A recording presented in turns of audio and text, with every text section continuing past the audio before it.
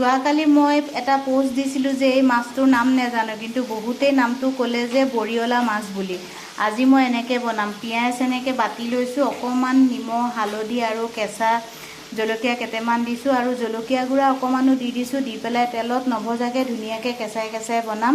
খাই ভাল লাগিব নে নালাগে নাজানো, আজি প্ৰথমবাৰ খাই চাম।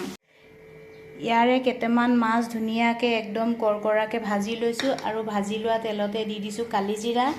যিহেতু কালিজিৰা খাই মই ভাল পাওঁ, সেইকাৰণে চবতে কালিজিৰাটোৱে ব্যৱহাৰ কৰোঁ। আৰু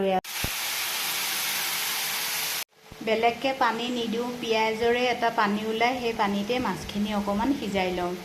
আৰু ভাত বনাই বনাই যদি নিজৰ চেহেৰাটোকে অকণমান নেদেখুৱাওঁ কেনেকুৱা হয় বাৰু কওকচোন। বেয়া হ'লেও মানে নিজৰ টুকুৰাটো অকণমান দেখুৱাবই লাগে। মাছখিনি এনেকৈ লৈ ধুনীয়াকৈ উল্টাই দিছোঁ, নেভাঙিলেই ৰক্ষা আৰু। ভাঙি গ'লে ভাল নালাগিব, সেইকাৰণে বহুত সাৱধানে উল্টাব লাগে। এয়া চাওক, ইমান ধুনীয়াকৈ এক ফুটা পানী নিদিয়াকৈ পূৰা মাখা মাখা বুলিয়ে কয় নে কি নাজানো আৰু হৈ গৈছে। এতিয়া ধুনীয়াকৈ নমাই লওঁ। আৰু এইফালৰ পৰা ইমান ধুনীয়া বতাহ মাৰিছে চাওকচোন।